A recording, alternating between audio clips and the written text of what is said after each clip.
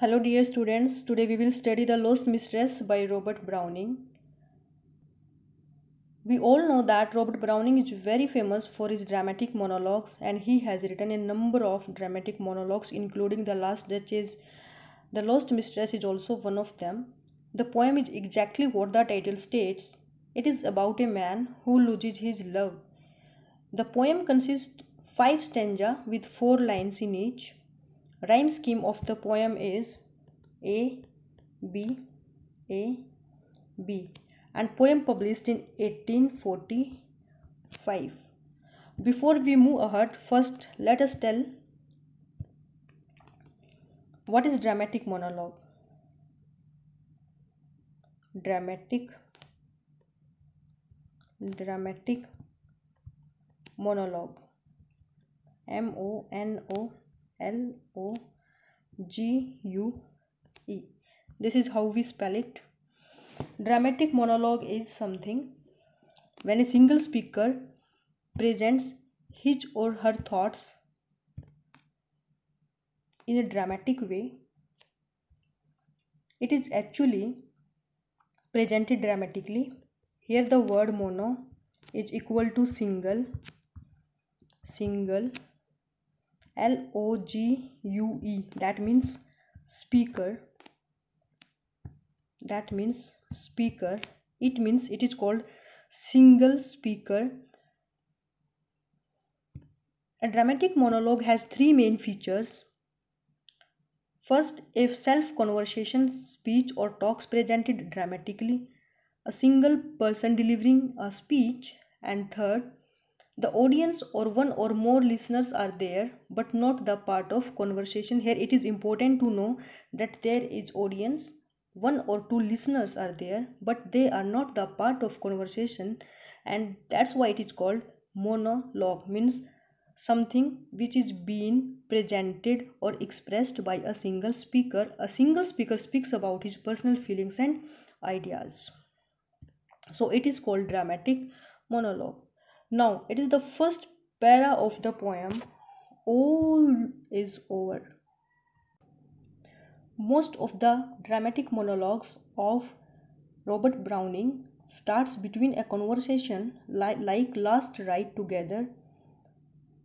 This poem also starts between a conversation in which here lover, who is very sad, says that all is over, everything is just finished, means there is nothing left between them. Does truth sound bitter as one at first believe? As people believe even years ago that truth is always bitter.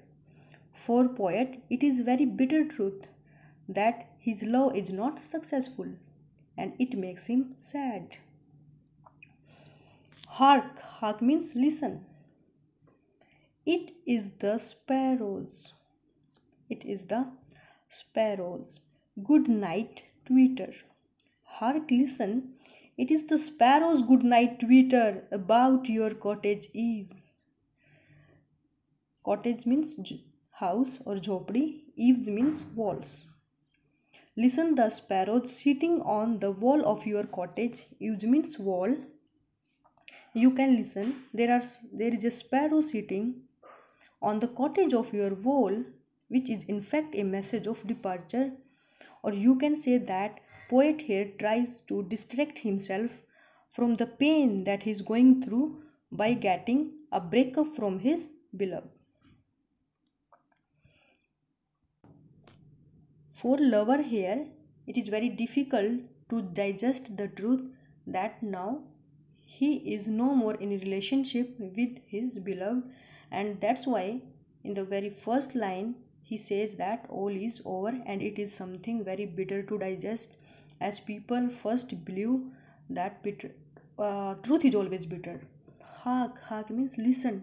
It is the sparrow good night tweeter about your cottage eve.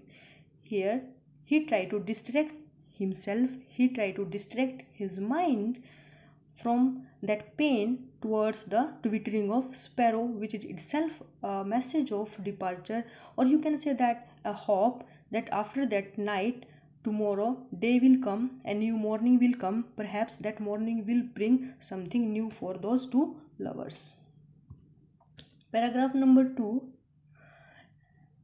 And the leaf birds on the vine, and the leaf birds on the vine are woolly. Woolly means soft. Leaf bird means kaliyan. And the leaf birds on the vine, those leaf birds on the vine are very soft. Vine means bale. I noticed that today. Further, he says that I got to know that the leaf birds on that vine are very soft. One day, more brush them open fully. These new leaf birds will take one more day to be mature and to bloom completely. Poet addresses his beloved saying that you know, red turns grey. Red turns grey. He talks about temporary phase of his love. A few days ago, his love was like red flowers, fresh and new, means they love each other, but now their love has declined or they have broken up. In this second paragraph, it is clearly mentioned that poet again tried to distract himself from their broken relationship, and that's why he's talking about sparrows, he's talking about vines and the softness of leaf birds. He talks about flowers, those who are red today will turn grey. लेकिन अब उन पत्तियों की तरह उनका प्यार भी मुरझा गया है. This is all what he says in this paragraph. This is the third paragraph of the poem. You can call it a very crucial one. Tomorrow we meet the same then dearest. Tomorrow we meet the same then dearest. Now he is asking a question from his beloved that can we meet tomorrow? And if it is possible for us to meet tomorrow, can we meet like before? May I take your hand in mine? This line shows the hope and optimism which is very common quality among Browning's lover. He tries to make it sound that their love is continue and they are still in love with each other, and it is just a misunderstanding that happened between them. And tomorrow is the word which shows a hope in the heart of the poet or the lover. Tomorrow we meet the same then dearest. Here he put this question. It means he is going to address this poem to his beloved, and the listener is his beloved. May I take your hand in mine? When we will meet tomorrow, may I take your hand in mine? He asked that if he can take her hand in his hands.